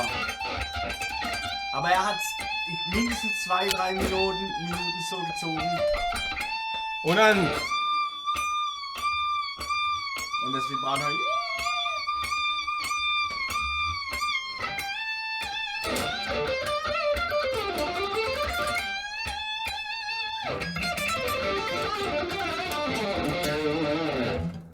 und das ist der Sound, Sepp. Ja. Also ich glaube, ich habe ihn Sehr akkurat. I auf nailed jeden Fall. him. Man kann es ja auch nicht. Also, er ist hier auf einer Bühne und hat diese Amps voll aufgedreht. Ja. Natürlich was ganz anderes als hier in dem kleinen Raum. Es ist super Aber schwer. In dem, ja. Es ist super schwer, den Sound so hinzubekommen Ja. in dem hier. Ne? Aber ja, ich habe wirklich, ich glaube, ich bin so bei 95% Ja. angelangt. Jo, also, was können wir jetzt noch kurz, wir gucken jetzt noch, also hier, heute wird gearbeitet zum Finale, ihr Lieben. Das Video geht noch eine Weile, ne? Also so leicht schaffen wir das nicht. Was müssen wir uns noch angucken?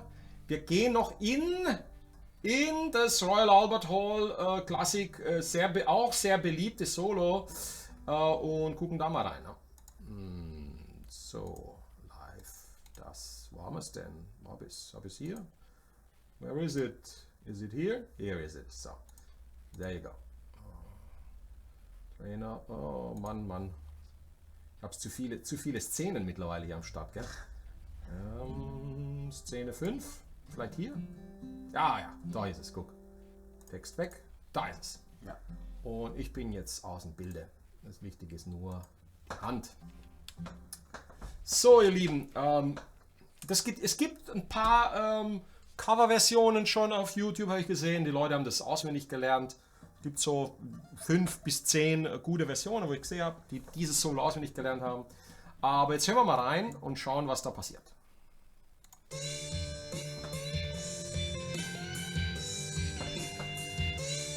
Na?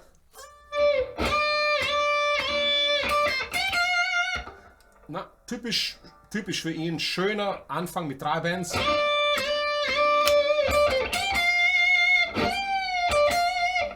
Und dann geht es gleich hier weiter. Ja. Das ist der. Also, das ist Hardcore, ne? Also du bändest einen Ganzton und dann eine Halbtöne und dann wieder Full. Man kann das auch, wie das Steve Lukather, glaube ich, zum Beispiel macht. Tricksen mit dem kleinen Finger. Wendet und spielt dann. Aber er macht's nicht. Nee. Ich hab's gesehen, ich hab extra geguckt. er macht. macht Das ist super. Super Bending. super schwer. Vom Hören also her, wirklich. super schwer, Also ja. was Sebastian meint ist, das hier mit dem kleinen Finger. Mit dem kleinen Finger macht's Lukather. Ja. Er bändet es. Ja. Und hier im Grunde genommen musst du jetzt Takt für Takt vorgehen, wenn du das lernen willst.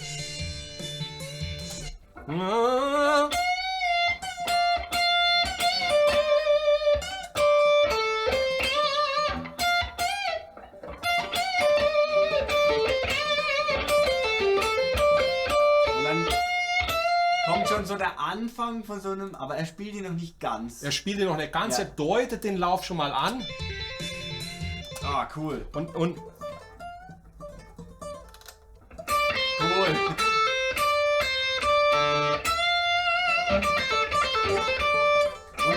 Und im Ja. Grunde genommen, wenn ihr diesen Lick isoliert hier, dieses. habt ihr die Basis? Genau, das, wenn ihr das übt. Und ihr müsst das nicht unbedingt picken, ihr könnt das auch als Hammer-Übung Also, ihr verwenden. machst ganz langsam. Ja.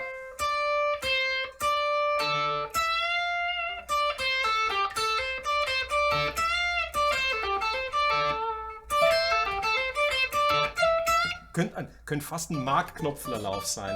Ja, wenn man ihn. Ja? Wenn man ihn mit den Fingern spielt, ne? Ja. Das sind halt diese flüssigen Schön. Pentatonik-Licks. Ja, ja. Und den. Und ich gebe euch gleich zum Schluss jetzt, wenn ich durch bin, gebe ich euch eine fantastische Übung, die ich mal selber aus den Fingernägeln gezogen habe. Ich glaube, die wird euch gefallen. Ne? Und dann hier,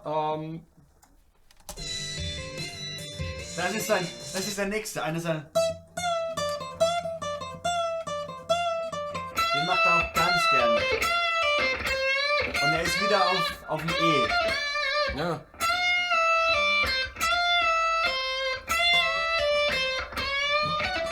ne? Ja. Und dann hier, ne? Hier wieder das E. Das hörst du oft. Ja. Und ist er jetzt.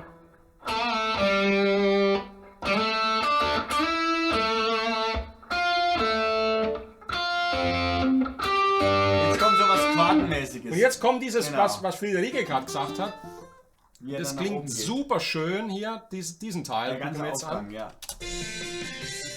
Genau. Na? Also.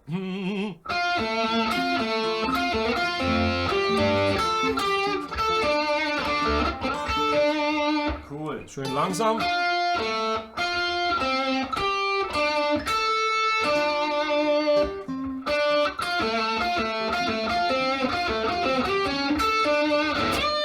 Und meistens endet er mit einem Band. Genau, das ist eine super Verwendung, um in sowas reinzugehen. Ja, Mensch.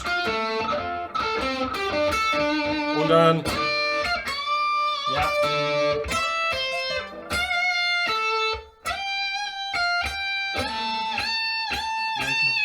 Hör mal, wie schön das jetzt klingt. Hör mal, wie schön. Na, Und typischer. dann, Das macht er Das macht er sehr gerne. Ja. Und dann mit dem Vibrato, mit dem ja, mega. Brachial. Und Ja. jetzt gucken wir den an.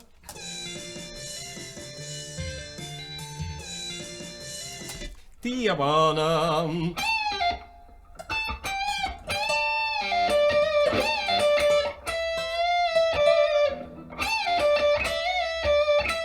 Halbton. Ja.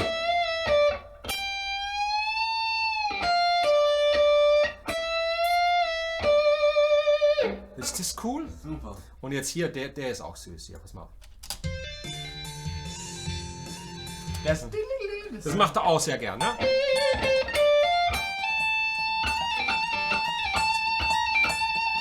Ja.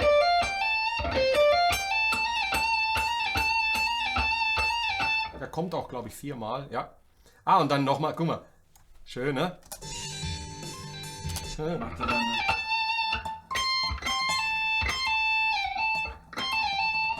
Ich glaube, er geht einfach nur so mit dem Finger hoch, ne? Ja. Ja. Ja. Und dann hier, richtig schön. Da war er wieder. Und dann? Den musst du üben.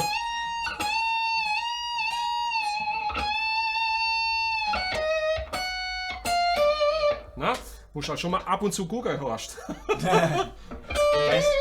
Und jetzt kommt der mit ihm assoziierte Pentatoniklauf, der als Übungsgrundlage dient für die geilsten Patterns. Ne? Ja? Und da hast du natürlich Arbeit mit so einem Lauf. Ne? Jetzt machen wir es mal langsam.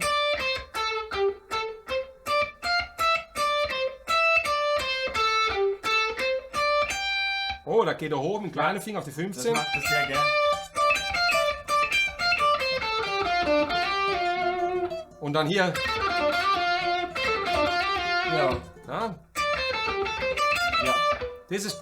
dieser Sound.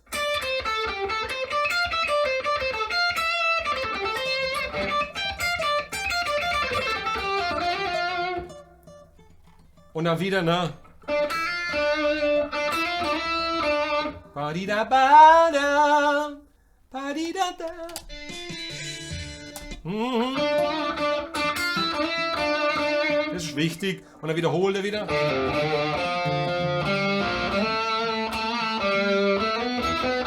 Und dann geht er wieder hoch. Ne? Hier, ich lasse mal von hier laufen. Wieder wie vorhin. Ja. Ne?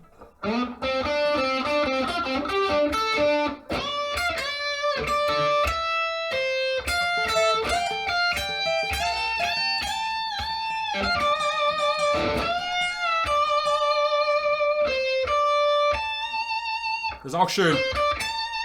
Ja. Na? Und dann sehen wir ja eigentlich, das wiederhole jetzt da oben ganz stark. Lass mal laufen. Ne?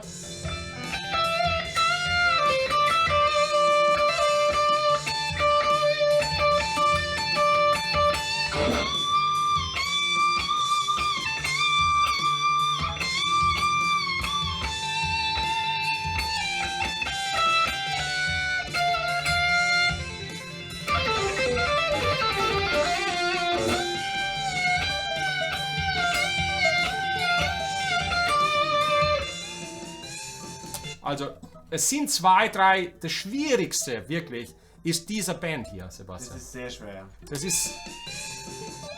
Also, wenn der den nicht hinbekommt, diesen Ganzton. So soll es klingen. Ja.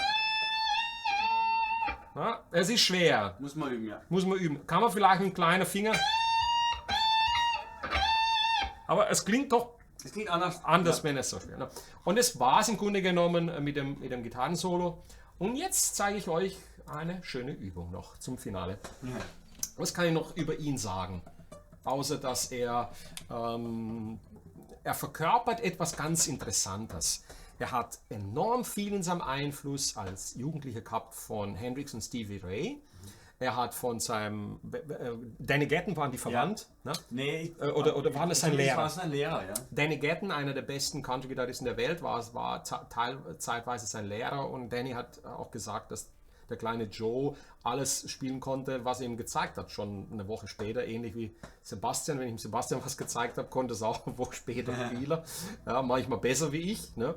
Und das ist natürlich das Schönste, was dir passieren kann als Kompliment, dass du das dann weitergibst. Und Joe ist einer, der diese Jahrzehnte, diese 60er, 70er, obwohl er ein Kind der 70er ist, 77 geboren, hat er das voll aufgesaugt. Er ist ein Riesenfan von Paul Kossoff, Ja, Peter Free Green, ist von eines Free, Eric Clapton, also die britischen Cream. Gitarristen haben ihn massiv geprägt, auch im Songwriting. John Mayall, Bluesbreakers. Der Bluesbreakers, habe ihn sehr stark geprägt. Aber ich glaube, er kann, und das wäre mein persönlicher Wunsch, wäre wieder so ein Blues Deluxe Album von ihm zu bekommen, Ja. wo er den traditionellen Blues spielt. Aber das ist natürlich nicht so kommerziell, das muss man verstehen, Ja. wie jetzt so ein Lied oder wie dieser Rockriff.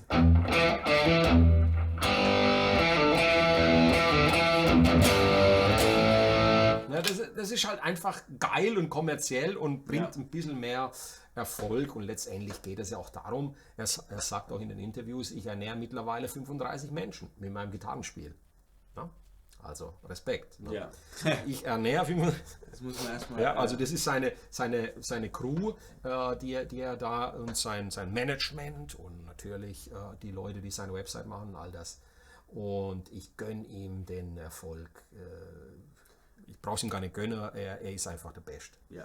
Ja, das ist auch so viel Arbeit. Und der bringt ja fast, das muss man auch noch dazu sagen, fast jedes Jahr irgendein Album raus, in irgendeiner ist Form. verrückt, Ob es jetzt ein Album ist, eine Live-CD, ein Projekt mit Beth Hart, mit Rock Das Candy habe ich ja Funk, gar nicht erwähnt. Rock Candy Funk Party, diese Funk, Ja, lieber. alles. Also das Mikrofon ein bisschen reinziehen hier. Also irre, oder? Ja. Allein mit Beth Hart. Dann dieses Akustikprojekt, was er da hatte, Ja. diese in Wien, dieses Wiener Opera. Das hat mir sehr gut Haus. gefallen. Wahnsinnig Ja, war gut. Wahnsinn, ne? Also an mein Daumenbleck habe ich festgestellt, muss ich mir noch gewöhnen, aber ich werde euch noch überraschen. Ich habe vor, mal als Tutorial ein bisschen Rock'n'Roll zu machen. So. Ein bisschen, ja, Brian Setzer jetzt nicht, aber zumindest mal Mystery Train mal anzugehen. So, was fällt mir noch ein über ihn, außer dass wir dankbar sind, dass es ihn gibt. Ich habe ihn extra zum Finale des Blueskurses hingepackt, damit er das abrundet, weil er ist der aktuelle Vertreter, der bekannteste Vertreter der New Blues Generation. Es gibt natürlich noch viele, viele andere tolle Blues-Gitarristen, die wir in diesem Kurs hätten bearbeiten können. Aber bevor ich jetzt gehe, will ich euch noch eine Übung mit auf den Weg geben. Okay? So. Und zwar, schaut mal, jetzt machen wir mal Folgendes hier. Wir schnappen uns, wir gehen jetzt auf A-Moll. Und lass mich mal kurz gucken, dass ich hier den Sound ein bisschen zähme noch im Helix. Ein bisschen weniger hier, so. Okay. Und wir nehmen die A-Moll-Pentatonik. Und jetzt stellt euch einfach mal vor, die 5 Töne der Pentatonik hier. Ne?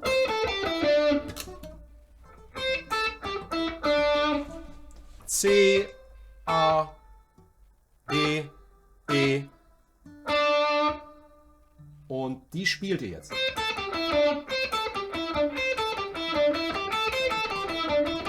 Das ist die Übung. Vor und zurück.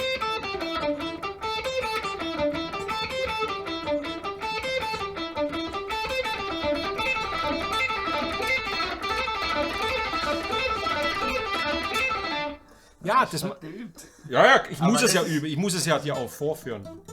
Das ist super Übung, ja. Jetzt pass auf, pass auf. Und das Coole ist, es sind nur die 5 Töne. Wir machen nicht 6, wir machen 5. Und wiederholen das. Hoch. So macht er es nämlich auch. Ja. Er nimmt nur die. Ja, ja. Deswegen ist es so gut. Deswegen klingt es so cool, okay? Dann geh in die nächste Position, Position 2, und nehm die nächsten 5 Töne der Pentatonik. Na? Die 2 kleinen Schritte.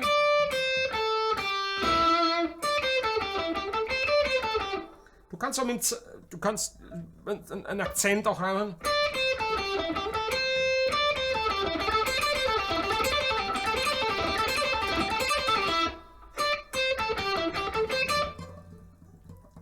Macht Spaß, gell?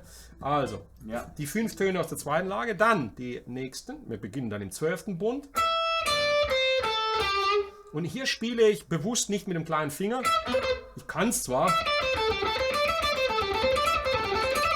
aber ich will es so spielen.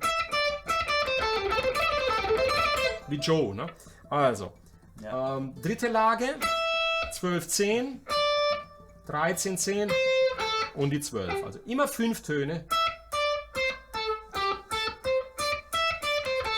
Ein Grund, warum er das auch so spielt, ist erstens, weil die Finger stärker sind und zweitens, weil er den kleinen frei hat für... Ja, er hier noch sieht man das? hochkommt. Ja, das zeigt schon. Das muss man noch. Also wenn man hier jetzt... Einfach am 15. Bund dann. Genau. Deshalb macht er das so, weil er den auch Ja. sehr gern... Genau. Dieses... Die Danke, Tanzen. Sebastian, für das Das Hinzufügen. glaube ich ist der Grund, warum er das so spielt. Ja. Okay, das ist sehr geil. Ne? Ja. Und dann die vierte Position. Hier haben wir dann diese Töne.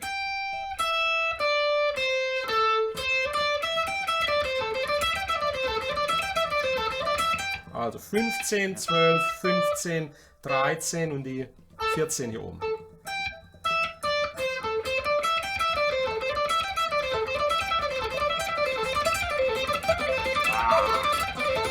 Übel. Logo. Und dann hier, jetzt mache ich mal einen Spaß draus und mache so Gary Moore-mäßig. Ne? Spiele nur mit den 2 Fingern. Das bietet sich Und auch das, an. es bietet sich echt an. Ne?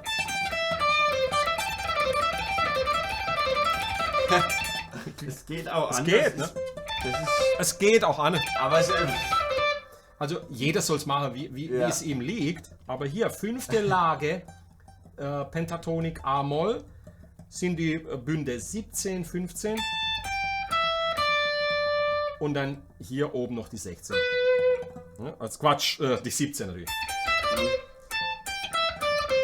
Also jetzt ganz langsam gehe alle 5 Lagen nochmal durch.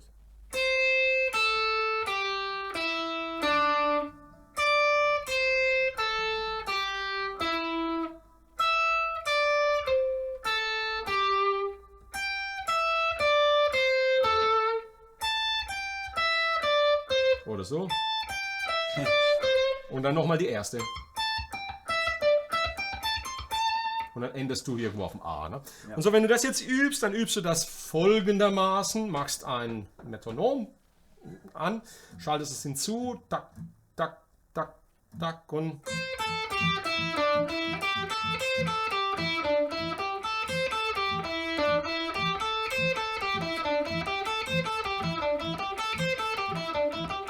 Und pickst das immer wie ein Perpetuum mobile.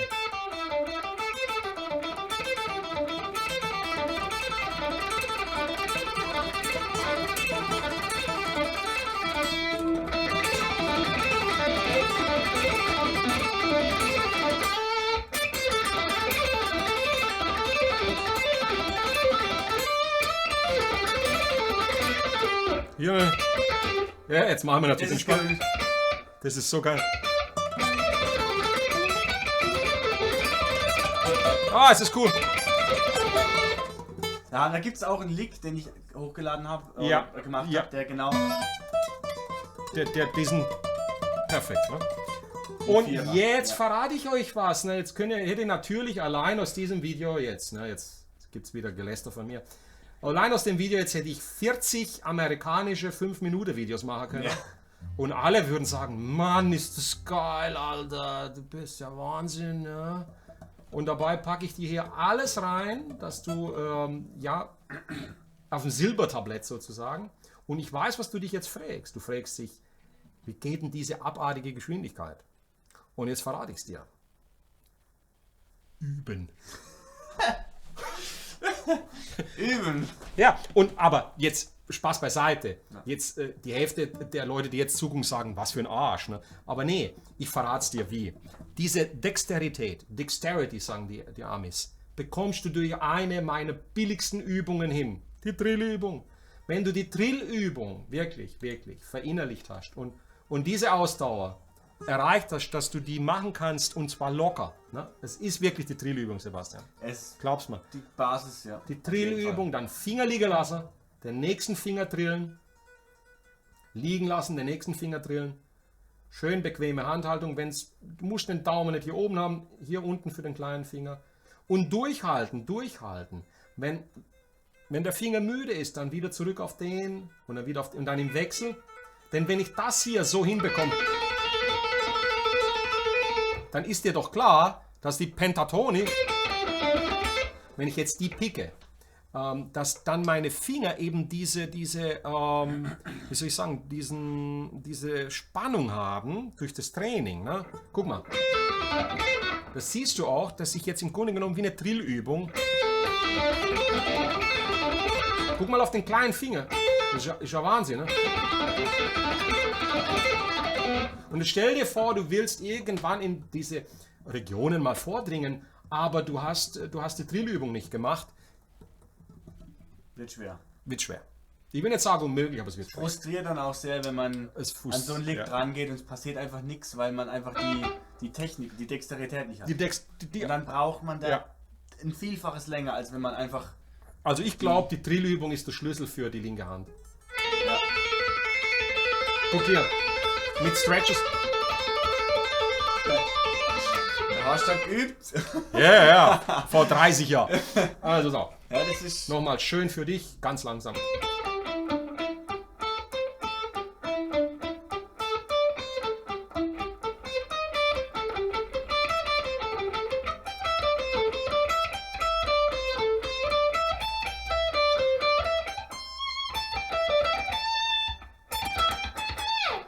Und dann. Und natürlich hört die Übung jetzt nicht auf. Jetzt kriegst du gleich noch einen Schmankeln und dann mache ich Schluss für heute. So, pass auf. Mein letztes Schmankeln für dich. Was wäre, wenn du das jetzt gespielt hast, ne? Die 5 Töne. Hm? Und du beginnst jetzt einfach auf der nächsten Seite. Und dann gehst du wieder eine Seite hoch. Und noch eine. Und dann hast du ein Monster-Training. Ne?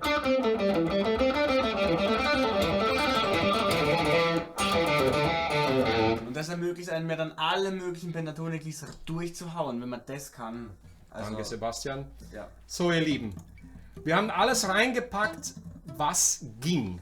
Ich hoffe, ihr wart, jetzt gucken wir mal, ob sie noch online sind oder, das 46 sind noch da, der Rest sind alle in Ohnmacht gefallen, von Joe Bonamassa. Nein, was wir jetzt zum Schluss noch sagen, was ich noch zum Schluss sagen will, ist Folgendes. Also, was ich jetzt gespielt habe, waren die 5 Lagen der Pentatonik in der Horizontalen mit 5 Tönen. Ne?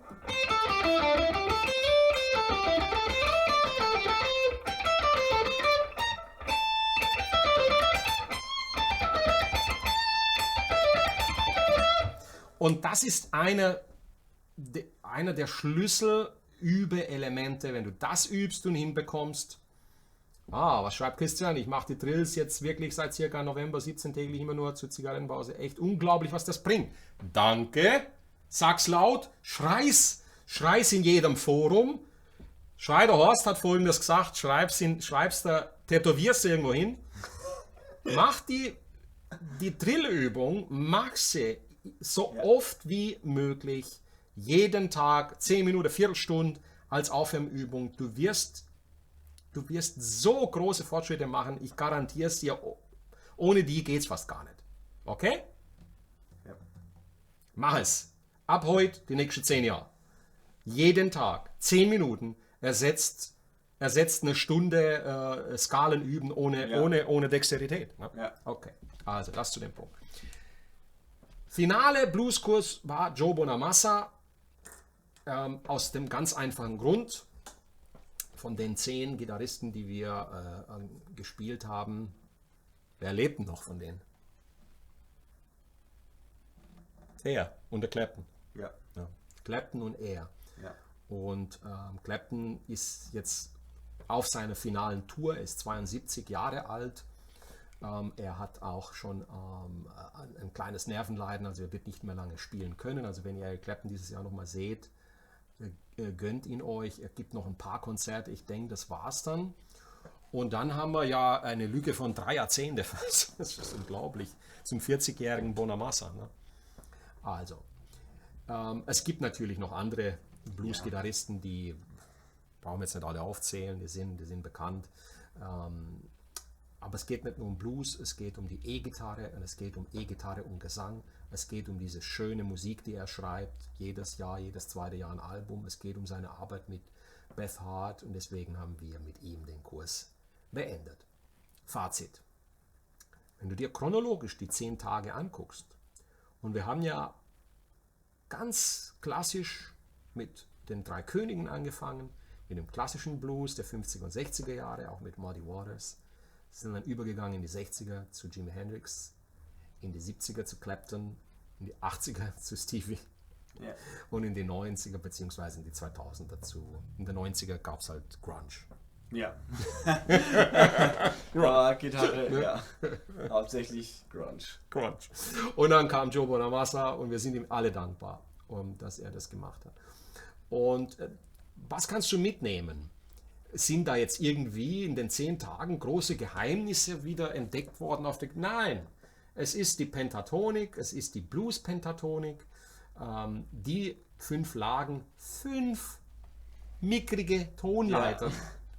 Ihr Lieben, 5 mickrige Tonleitern. Und du kannst sie noch nicht spielen? Ja, worauf wartest du? Nee, ganz ehrlich, Ja. weil ich muss es sagen, ne? Guck, ein Keyboarder übt ein halbes Jahrzehnt, damit er vernünftig seine 50, 60 Tonleitern spielen kann, wenn er nicht transponiert, Ja. wenn er am Klavier sitzt. Er übt allein 5 Jahre lang Ton. Ein Sax, die Bläser, die müssen das immer an anderer Fingersatz. Ne? Ja. Wir haben immer der gleiche Fingersatz.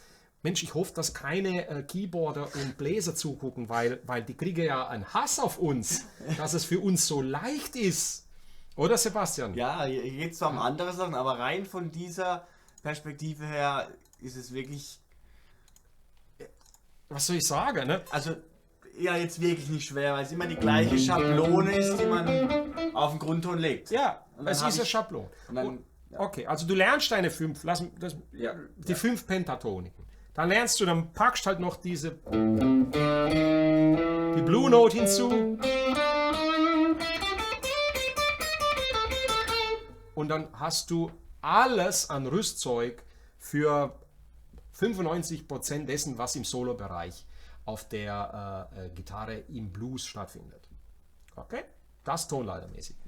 Dann lernst du hinzu noch die 7 Dur-Tonleitern. Also insgesamt 7 plus 5 mit einer kleinen Änderung. Die 7 Dur-Tonleitern sind, ohne die geht es nicht, ne? Weil das ist die Grundlage für alles weitere Melodiespiel. Ne? Ja. Okay. Dann haben wir im Blues, haben wir hier irgendwo, okay, wir haben mal den Hendrix-Akkord gehabt. Ja, Okay, aber das ist ja auch nur einer. einer. Und wir haben vielleicht mal den 7-9er gehabt. Ja, aber Kein Problem. Oder? nee. Sebastian, ne? Also vom Tonmaterial her Und ist, wir haben ein bisschen Harmonie gehabt bei Gary Moore. Ein paar Akkorde dort, aber alles machbar. Ja. Wir haben Rhythmus, ein paar Basics lernen müssen, ne? Wie man den Shuffle spielt. Oder Stevies Version. Ne? Haben wir alles durchgenommen. So was du jetzt für dich entscheidest, ist, wo stehe ich gerade und was will ich als nächsten Schritt angehen. Wenn du ohne ein Ziel jetzt wenn du dir diesen Kurs angeguckt hast, das habe ich auch bei dem 30-Tägigen gesagt, ne? Ja. Wenn du dir den angeguckt hast und jetzt nicht motiviert bist, Bock hast, nicht brennst für das hier und immer noch nicht weißt, was du zu machen hast, was du zu tun hast, dann put your guitar on eBay, sagen die Ja. Amis. Ne? Ja. Dann oder polier sie und hängen sie an die Wand. Ne, also du weißt jetzt, was du zu tun hast. Mach dich ran, übe auf täglicher Basis, auch an deinem Geburtstag, an Weihnachten, an Neujahr und genieß es.